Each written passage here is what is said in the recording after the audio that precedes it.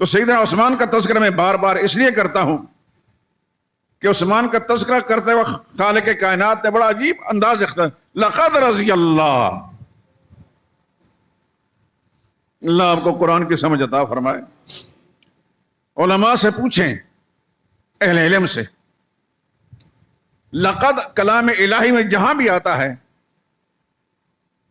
تو یہ تاکید اور تحقیق حتیٰ کہ قسم کے معنی میں آتا ہے۔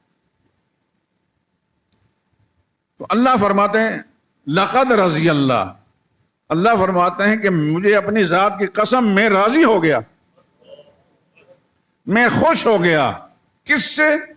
ان ایمان والوں سے۔ رضا کا سرٹیفکیٹ کس نے دیا؟ اللہ نے۔ اور ایمان کی مہر کس نے لگائی؟ اللہ نے۔ یہ چیز کو ذہن میں رکھیں۔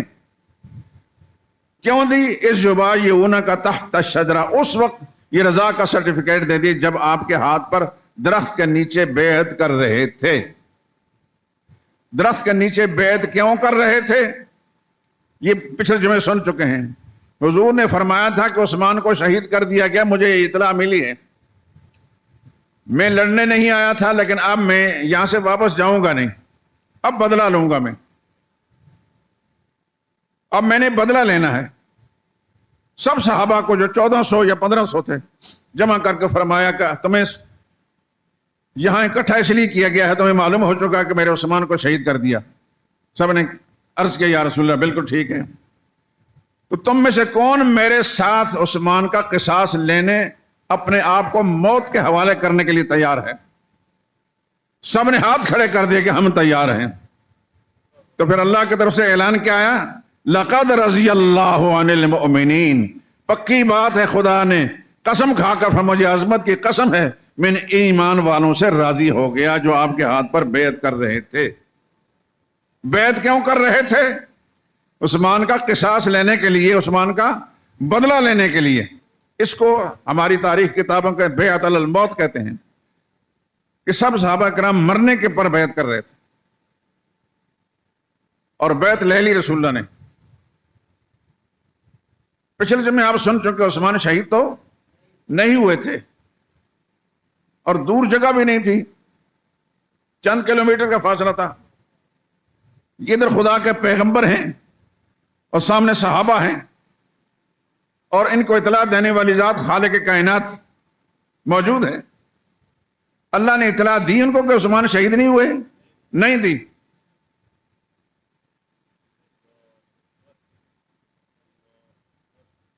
صحابہ کرام نے بیعت کر لی، تو اللہ کی رضا کے پروانے جب آئے تو حضور صلی اللہ علیہ وسلم سمجھ گئے کہ یہ بیعت اس قسم کی بیعت ہے کہ اس قسم کی بیعت اس سے پہلے نہیں ہوئی، خدا کی اتنی بڑی رضامندی کے فیصلے آ رہے ہیں۔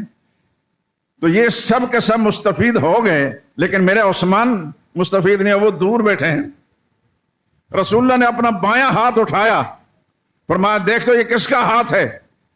عرض کیا یا رسول اللہ پیغمبر کا ہاتھ ہے۔ فرمایا گواہ رہو، میں اس کو عثمان کا ہاتھ قرار دے کر اپنے دوسرے ہاتھ میں دے کر ان کی طرف سے بیعت کرتا ہوں، تاکہ اس شرف سے جو آپ لوگوں کو ملا ہے عثمان بھی محروم نہ رہ جائیں۔ بعد میں حضرت عثمان فرمایا کرتے تھے میرا یہ دایاں ہاتھ پیغمبر کے بائیں ہاتھ سے کہیں نیچے ہے، پیغمبر کا بایاں ہاتھ بہت اعلیٰ تھا صلی اللہ علیہ وسلم ورضی اللہ تعالیٰ عنہ۔ یہاں وہی نقطہ پھر میں آپ کے ذہن میں تازہ کرنا چاہتا ہوں۔ عثمان شہید نہیں ہوئے، اللہ اطلاع دے سکتے تھے کہ نہیں دے سکتے تھے؟ آپ کو میری بات سمجھ میں آ رہی ہے؟ سوچنے والے سمجھنے والے حضرات کو دعوت فکر ہے۔ اللہ اطلاع دے سکتے تھے اپنے پیغمبر کو۔ ایک مسئلہ تو یہ معلوم ہو کہ غیب کا علم اللہ کے سوا کسی کو نہیں، نہ حضور کو ہے نہ صحابہ کو۔ اگر غیر کا علم ہوتا تو جو ہی خبر پھیلی تھی حضور فرماتے میں تو غیب جانتا ہوں، عثمان تو زندہ ہے۔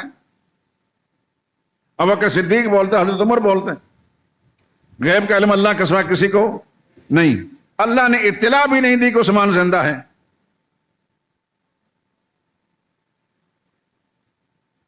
یہ نقطہ ہے آپ کے ذہن میں بٹھانے کا۔ ایک تو یہ کہ عثمان اتنا قیمتی انسان ہے کہ پیغمبر 1500 صحابہ کو اس کی خاطر قربان کرنے کے لیے تیار ہو گئے، حتیٰ کہ اپنی جان کو بھی۔ یہ ذہن میں رکھیں آپ، عثمان معمولی بات نہیں۔ آدم کی اولاد میں ابو بکر، انبیاء کے بعد ابو بکر عمر کو ایک طرف کر لیں، ان کا رتبہ بڑا ہے، باقی کوئی انسان نسل انسانی میں اس شان کا نہیں جو حضرت عثمان رضی اللہ تعالیٰ عنہ، جس کے لیے اتنا بڑا اہتمام کیا گیا ہو۔ اللہ اطلاع دے سکتے تھے، بعد میں اطلاع دے بھی دی گئی، لیکن اس سے پہلے یہ سارا کچھ ہوا، بیعت ہوئی، اس پر اللہ رضا کے پروانے بھی مل گئے، اور قسم کھا کر اللہ نے فرمایا میں سب سے راضی ہو گیا، ایمان کی مہر بھی لگا دی گئی۔ ایک بات تو یہ کہ عثمان کا خون اتنا قیمتی ہے کہ پیغمبر اپنے آپ کو 1500 صحابہ کرام کو ان پر قربان کرنے کے لیے تیار ہو گئے، اور سب نے بیعت کر لی۔ اگر حضرت عثمان رضی اللہ تعالیٰ عنہ واقعتاً شہید ہو چکے ہوتے تو رسول اللہ صلی اللہ علیہ وسلم ان کے ساتھ، مشرکین مکہ کے ساتھ قتال کرتے کہ نہ کرتے؟ تو قتال کرتے وقت کیا صحابہ کرام میں سے کوئی شہید ہوتا کہ نہ ہوتا؟ یہ ممکن تھا، کیونکہ یہ بے سر و سامان تھے، ان کے پاس ہتھیار نہیں تھا، سب کے سب شہید ہو جاتے۔ عین ممکن تھا پیغمبر خدا صلی اللہ علیہ وسلم بھی شہید ہو جاتے، لیکن پیچھے نہ ہٹتے۔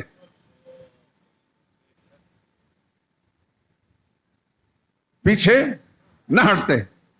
یہ معاملہ کیا ہے کہ اللہ کے علم میں ہے، اللہ اطلاع نہیں دے رہے، اور رضا کے پروانے بھی دے رہے ہیں، اور ایمان کے مورے بھی لگا رہے ہیں۔ میں صرف یہ بتانا چاہتا ہوں، آپ حضرات کے ذہن میں تازہ کرنا چاہتا ہوں، پڑھے لکھے زیادہ سمجھیں گے اس بات کو۔ حضرت عثمان اتنا قیمتی انسان ہے،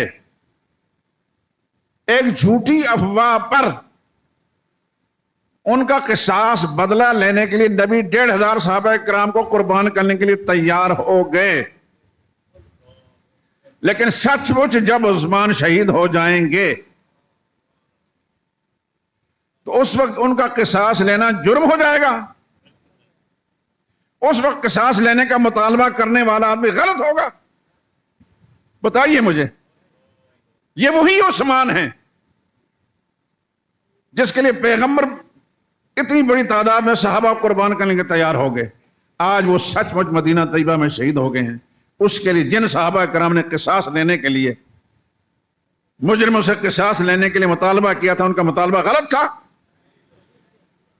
یہ بات میں آپ کو سمجھانا چاہتا ہوں۔ بات سمجھ میں آ رہی کہ نہیں آ رہی؟ غالباً 27-28 سال یا کتنے بنتے ہیں، آپ حساب لگا لیں گے۔ اس سے پہلے عثمان کا خون اتنا قیمتی تھا نبی کی زندگی میں، تو نبی کی وفات کے بعد، ابوبکر صدیق کے بعد، حضرت فاروق اعظم کے بعد، سچ مچ جب عثمان کو مدینہ طیبہ کے اندر محاصرہ کر کے 40 دن بھوکا پیاسا رکھ کے شہید کر دیا گیا، آج وہ اتنا بے قیمت ہو چکا ہے کہ اس کا قصاص لینے کا مطالبہ کرنے میں جرم ہے۔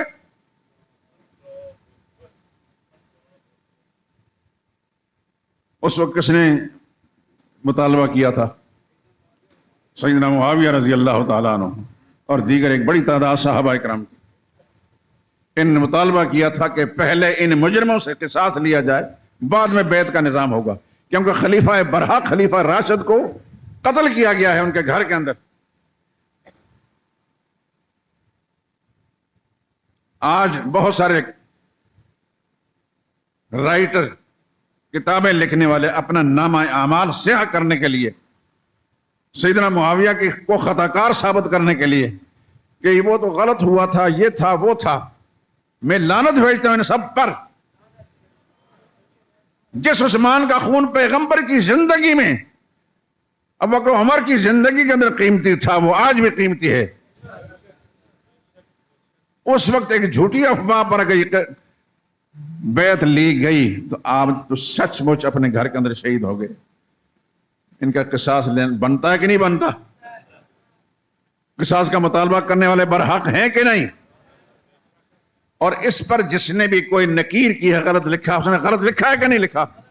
جس نے بھی لکھا ہے میں نام نہیں لیتا، غلط لکھا ہے اس نے۔